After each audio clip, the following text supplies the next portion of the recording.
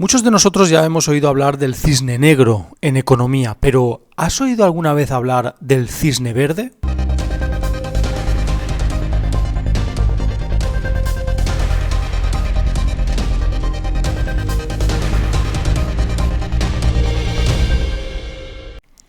Como ya sabéis, YouTube está viviendo momentos difíciles, sobre todo para los pequeños creadores de contenido como yo, que está intentando hacer visible su canal bajo todo tipo de problemas que le pone YouTube a la hora de hacer esto. Por eso desde aquí quería pediros la suscripción, el like y por supuesto también el compartir los vídeos con vuestra gente en redes sociales para difundir la información desde otra perspectiva, que es lo que hacemos en este canal. Gracias y disfrutar del vídeo. Pues sí, amigos, cisne verde. El cisne verde que yo hasta el momento en el que lo he leído no tenía ni idea de que existía. De hecho, yo sabía que existía el cisne negro, un evento inesperado que tiene un gran impacto en la sociedad y que hace derrumbarse los mercados prácticamente. Con lo cual en este vídeo vamos a analizar punto por punto y ver sobre todo las características que diferencian al cisne verde del cisne negro y si el cisne verde es capaz de crear una crisis financiera a escala global. Un paréntesis importante, un apunte. Vamos a ver el cisne verde. Esta información está extraída de la BBC, pero si os quedáis hasta el final vais a saber mi opinión y la conclusión lo más objetiva posible sobre el tema del cisne verde y lo que creo yo que nos están haciendo por parte de los medios de comunicación para intentar echar la culpa a otros factores y no a los factores de riqueza, pobreza que hay en el mundo para intentar justificar la creación de crisis financieras globales. Vamos a ver la información de la BBC y después comentaré mi conclusión. Vamos a verlo.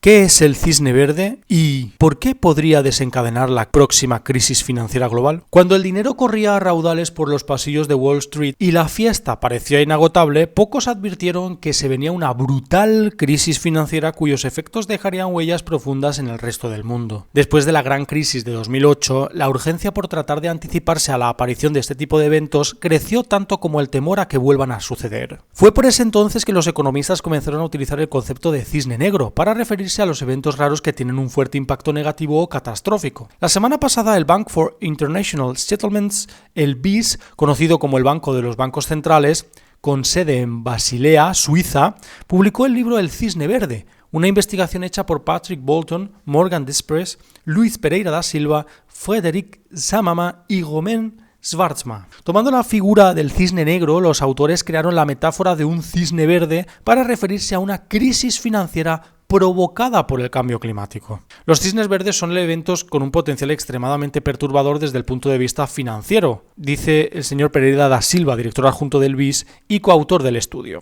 El experto explica que los fenómenos meteorológicos extremos como los incendios en Australia o los huracanes en el Caribe han aumentado su frecuencia y magnitud, provocando grandes costos financieros. Esos costes, asociados a recortes en la producción, alzas repentinas de precios o destrucción física de centros productivos, pueden tener un impacto directo tanto en el crecimiento económico de un país como en la salud financiera de empresas e instituciones financieras. Si hay un efecto cascada en la economía, otros sectores también sufrirán pérdidas. Todo esto podría terminar en una crisis financiera, dice el señor Pereira da Silva.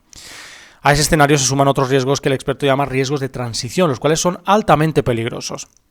Estos ocurren cuando, por ejemplo, hay un cambio abrupto en las regulaciones, como podría ser una repentina prohibición para extraer combustibles fósiles, por el hecho del cambio climático y el ambientalismo. O si se produce un cambio inesperado en la percepción del mercado y, por ejemplo, los dueños de ciertos activos financieros deciden deshacerse de ellos repentinamente. Es decir, eso también sería un cisne verde, cuando los inversores tienen poca confianza en el mercado y empiezan a hacer cosas extrañas, como por ejemplo deshacerse de ciertos activos financieros que ponen en riesgo las inversiones de los inversionistas. En este caso, si produce un efecto cascada, el pánico contagia a otros inversores que terminan tirando activos a la basura. Todos estos riesgos están en la mira de los bancos centrales y los reguladores del sistema financiero para tratar de encontrar alguna forma de anticipar o prepararse ante la llegada de un cisne verde.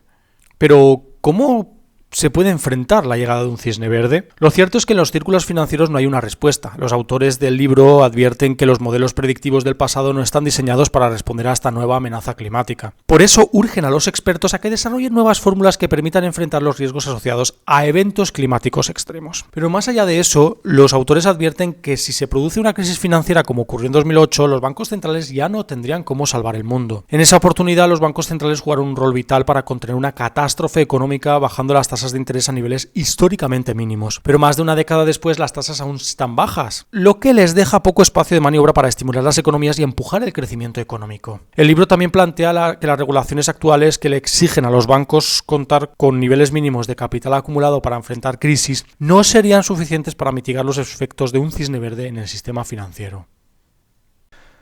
A mí me parece que se ríen de nosotros en nuestra cara y encima tenemos que darles las gracias. Las personas, profesores expertos que hablan en los libros sobre cómo actuar en caso de crisis financiera parecen unos sinvergüenzas. Y así de claro os lo digo. Ya veis que el tono de este vídeo es diferente, porque siempre abogan por intentar echarle la culpa a los demás de sus propias malas decisiones. Es decir, ¿por qué ustedes nos ponen en el punto de mira a los ciudadanos como están llevando una mala vida o estáis utilizando demasiados plásticos? Pero vamos a ver, señores, ¿qué compramos en el supermercado?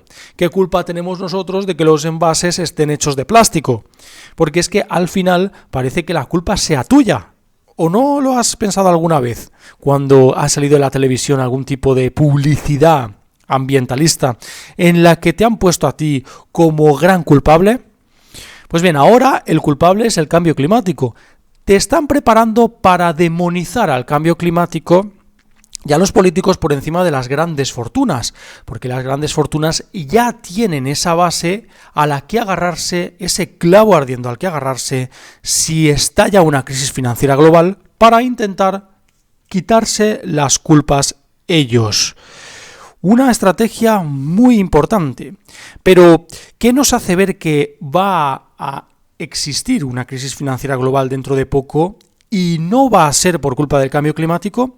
Porque hay personas muy poderosas dentro de empresas también muy poderosas, valga la redundancia, que ya hablan de que el sistema financiero se está acercando a una modificación de no retorno. Vamos a verlo.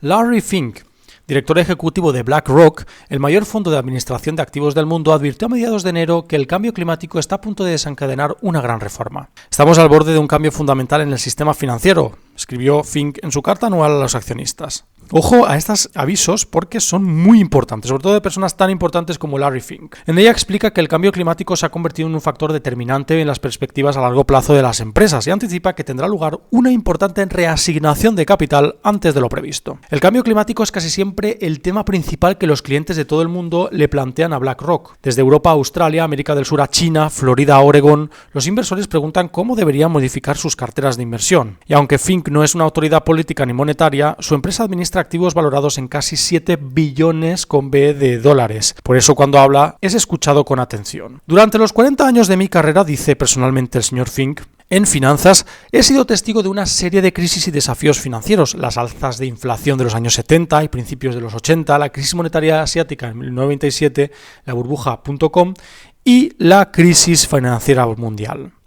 Incluso cuando estos episodios duraron muchos años, todos fueron en un amplio sentido de corto plazo en su naturaleza. El cambio climático es diferente.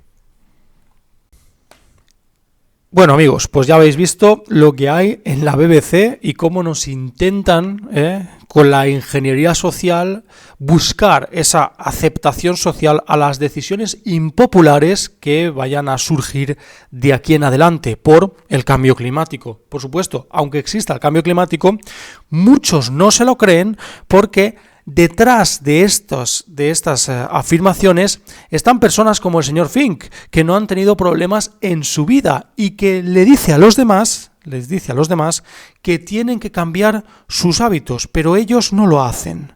Es un mundo hipócrita en sí. Otro caso que quería comentar muy importante, otra situación en la que vemos que la aceptación social es lo que la ingeniería social está intentando de nosotros, es el tema de que Greta Thunberg, la activista sueca ambientalista, fue a el foro de Davos, al foro de Davos, curioso, donde está toda la élite financiera global, para intentar volver a poner la imagen de la niña buena ambientalista, en Davos, para que todo el mundo que veamos las noticias lo veamos e intentemos hacer un esfuerzo para que esta niña y su generación tenga una vida mejor sin cambio climático. Es vergonzoso, señores, es vergonzoso lo que estamos viviendo hoy en día con este sistema corrupto, hipócrita, que está intentando hacer ver a la gente que tiene que ganar menos para intentar vivir mejor. Algo que está detrás de esa aceptación social que quieren conseguir los grandes magnates de la élite financiera global. Menos cosas para los pobres, más para los ricos. Es decir, aumentar la gran brecha, la gran diferencia entre ricos y pobres. Porque ¿habéis visto a algún rico que haya cambiado su manera de vivir por el cambio climático? ¿A que no? Muchas gracias a todos, ya sabéis, podéis darle al like. Por supuesto, podéis compartir el vídeo con vuestros amigos también, en redes sociales, podéis suscribiros y, lo más importante, quiero ver vuestras opiniones y teorías sobre este tema y si estáis de acuerdo conmigo o pensáis que es algo muy importante el cambio climático y que es de verdad y que tendríamos que cambiar algo para solucionarlo en breve. Muchas gracias, hasta luego.